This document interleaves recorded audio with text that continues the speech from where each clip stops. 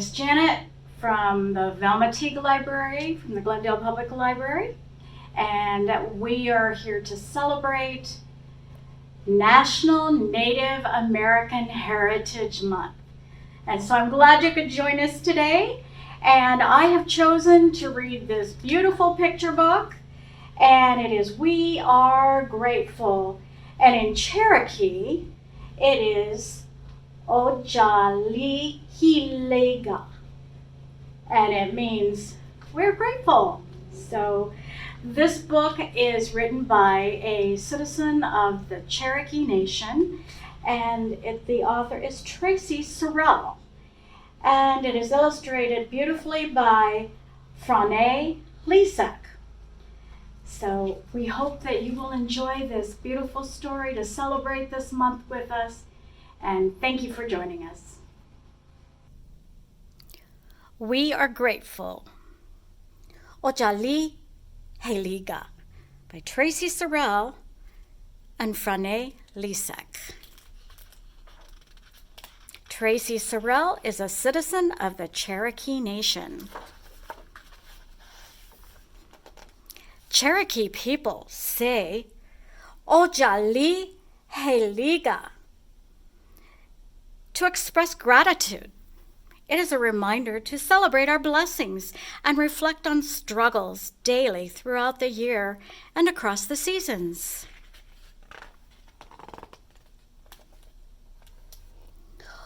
Uligohasti, fall. When cool breezes blow and leaves fall, we say, Ojali Heliga.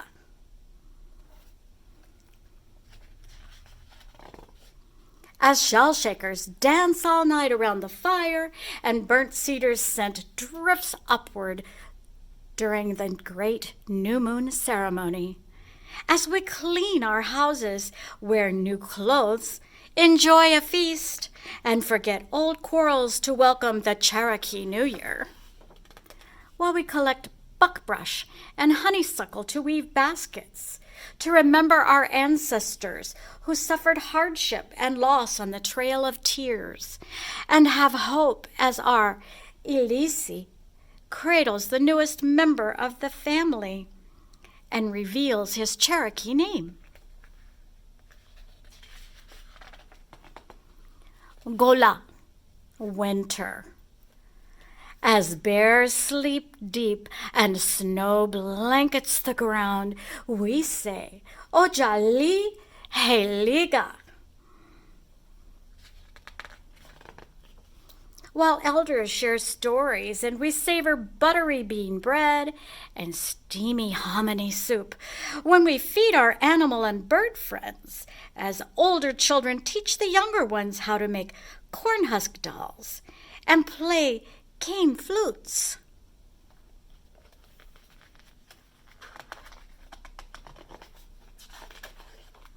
While we gather to remember an uncle who has passed on, as men cuddle babies and sing traditional lullabies in Jalegi.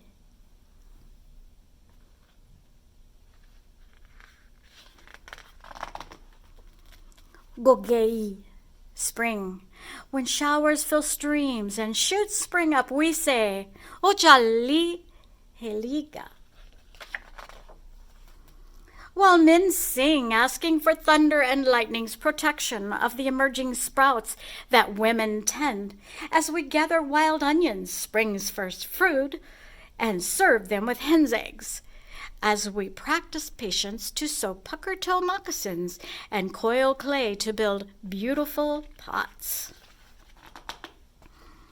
As we plant ani, strawberries, and ancestral stories, sweet-smelling reminder not to argue with each other, as we embrace a clan relative heading off to serve our country. Gogi, summer. As the crops mature and the sun scorches, we say, Ojali Heliga. when we grasp our gigs and wade into the cool creek to catch crawdads for supper, as we sink our teeth into the season's first harvest at the green corn ceremony, while we click-clack sticks, chase a small ball, and fling it high at the stickball game pole. When we recall the ancestors' sacrifices to preserve our way of life, to celebrate Nulistanidola, history, and listen to our tribal leaders speak at Cherokee National Holiday. Every day, every season, O Jali Heliga, we are grateful. And that is the end of our beautiful Cherokee picture book. Hi guys, my name's Miss Stephanie, and today I'm going to read for you a book called Stolen Words, written by Melanie Florence and illustrated by Gabriel Grimard. Stolen Words, written by Melanie Florence, illustrated by Gabriel Grimard.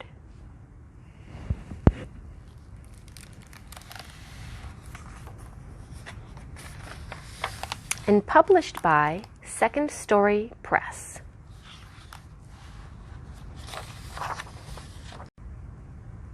She came home from school today, skipping and dancing, humming a song under her breath, clutching a dream catcher she had made from odds and ends. Bits of string, plastic beads, and brightly colored feathers. Her glossy braids danced against her shoulders, swaying with her, black as a raven's wings. Look how pretty her dream catcher is. Grandpa, she asked, clutching his hand, spinning under his arm before dropping it again. How do you say grandfather in Cree? He stopped breathing for a moment. A lifetime to a 7-year-old. So she surprised him. He looked down at her sadly. I don't remember, he answered. I lost my words a long time ago. A frown clouded her face. How do you lose words, Grandpa? She asked. They took them away, he answered. She thought for a moment. Where did they take them? She asked.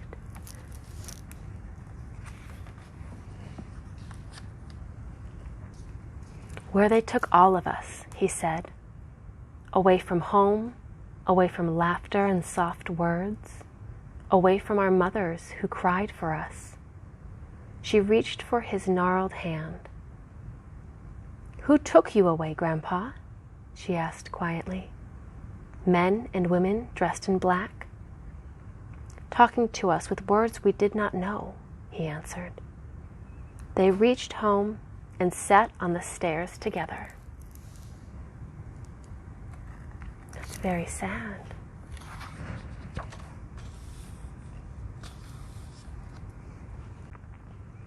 Where did they take you, Grandpa? She asked. Away to a school that was cold and lonely, where angry white faces raised their voices and their hands when we used our words, he answered. They took our words and locked them away, punished us until we forgot them, until we sounded like them.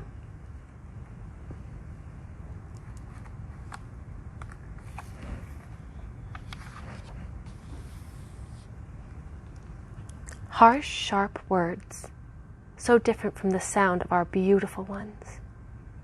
She touched his weathered face, tried to wipe the sadness away with her soft hands. Oh, he's crying for what he's lost.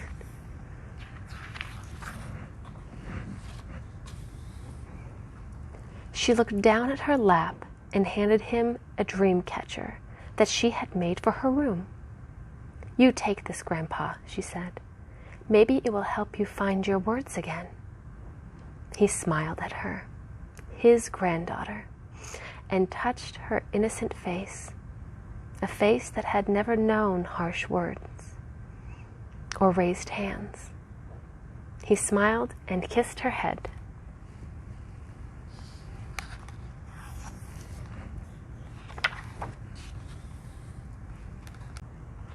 The next day, she skipped out of school again, smiling widely at her grandfather. She stopped in front of him and took a deep breath. "Tansei nimosom," she said. His eyes widened. She smiled brighter than the sun. "I found your words, Grandpa," she said. She pulled a tattered, well-worn paperback out of her book bag. "Introduction to Cree," it said.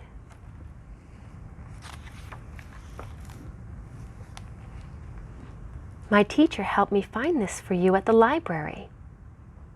He reached for it, his hands shaking, opened it, feeling the soft, much-loved pages under his fingers.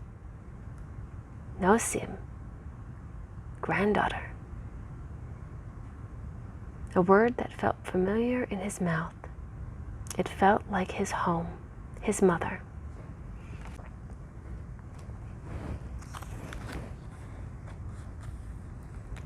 He turned the pages of the book carefully. Musina igen. Book. He turned another. Word after word. Bekisquewen.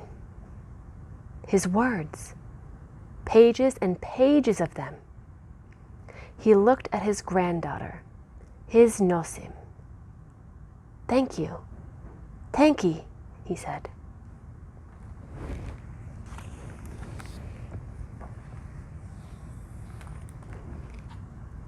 "Will you read to me?" she asked, taking his hand in hers and leading him home.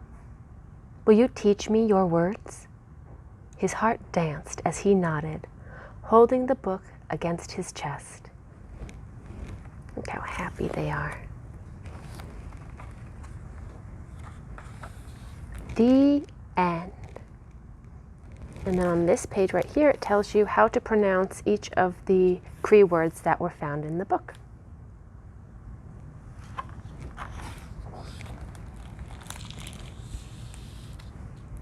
Well, hi, everybody. We thought it would be a lot of fun, Miss Hannah and myself, Miss Janet, to go ahead after the story that I read and sing a Cherokee children's song written by Shining Woman. And it is Colors Are Everywhere. So we'll be singing the words to the verses in English, but the colors are going to be in Cherokee. Okay, are you ready? Let's go. Colors are everywhere, don't you agree? Creating beauty for all to see. Join me now and sing along to learn the colors in this song. Gigage, segonige, iche yushti dalonige. Uwodige, gigesti, adalonige, govnige. Gigage, segonige, iche yusti dalonige. Uwodige, gigesti, adalonige, govnige. Color words in this song you have learned as you sang along. Ostadav, now you know all the colors in the rainbow. Good job!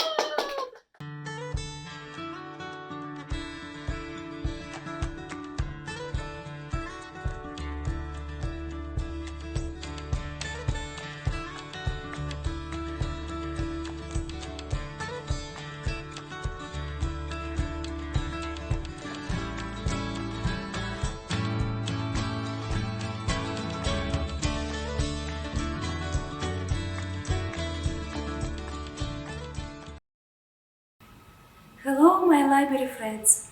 I'm Alex, your librarian from Heroes Regional Park Library, and you're welcome to celebrate Native American Heritage Month with books. Today I'm going to read you that book, At the Mountain's Base, by Tracy Sorrell and illustrated by Vishnot Arviste.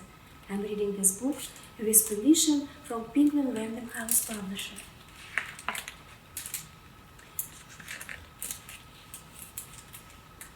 For Native veterans, those in active duty, their loved ones, and the Native nations they all come from, Tracy Sorrell. For my grandmother, Vera, and my mom, who wove a deep love for creating with my hands when I was very young, Vishnot Arviste. At the mountain's base. At the mountain's base grows a hickory tree, beneath sits a cabin. At that cabin lies a cozy kitchen where a stove's fire warms. On that stove simmers savory goodness in well-worn pans. By those pans sits a grandma weaving and worrying.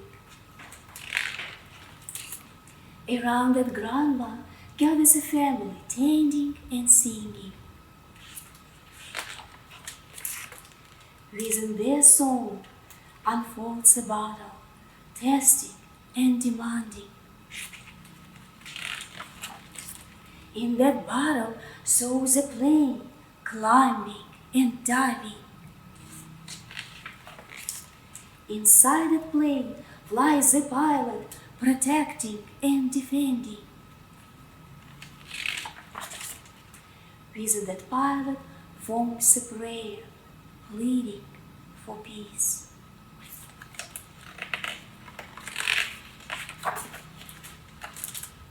Because at the mountain's base, beneath the hickory tree, sits a cabin. In that cabin huddles a family, waiting for her return. And she returns. What a wonderful book. What a wonderful book about family relationship. Please come to the library and check out other books that tell you story about First Nations. This book, The Water Lady, How Darlene Ardisa Helps a Thirsty Navajo Nation. Come and check it out.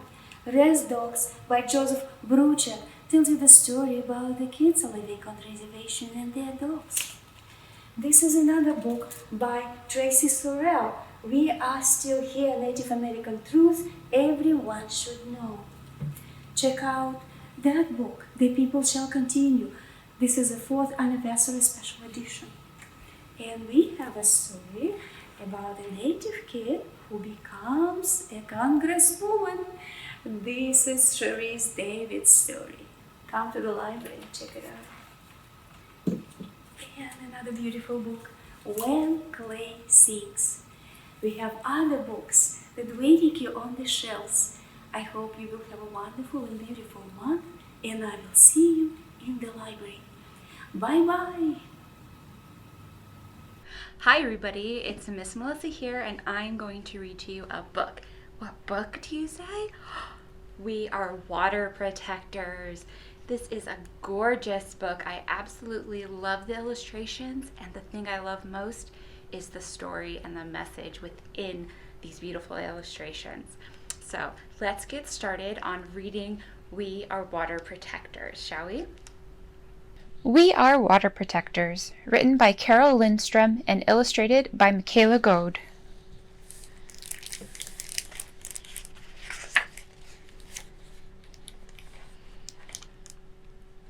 Water is the first medicine, Nokomis told me.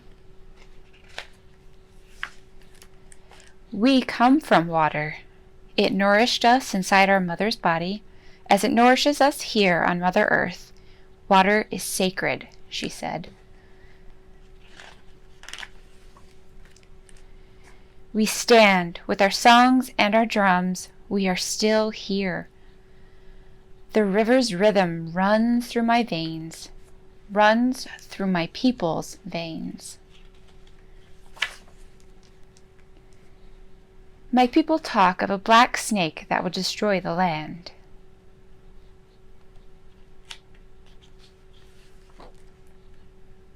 Spoil the water, poison plants and animals, wreck everything in its path.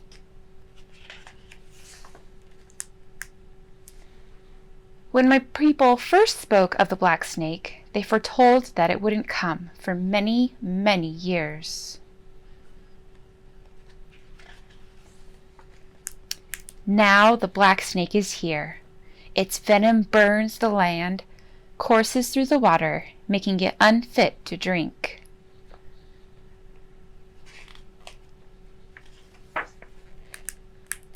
Take courage! I must keep the black snake away from my village's water. I must rally my people together.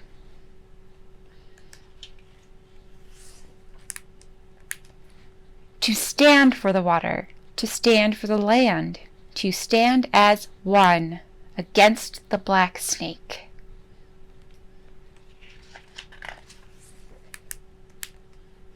We stand with our songs and our drums. We are still here. It will not be easy.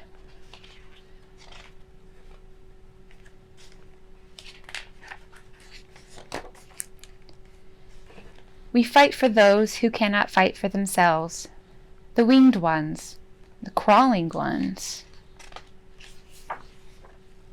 the four-legged, the two-legged, the plants, trees, rivers, lakes, the earth. We are all related. Look how beautiful. Tears like waterfalls stream down, tracks down my face, tracks down my people's faces. Look at those poor sad tears. Water has its own spirit, Nokomis told me. Water is alive. Water remembers our ancestors who came before us, she said. We stand with our songs and our drums. We are still here. We are stewards of the earth. Our spirits have not been broken. We are water protectors. We stand. The black snake is in it for the fight of its life. The end. There's some interesting information on water protectors, some further reading and glossary all about this wonderful book and the creators. Hope you enjoyed. Done.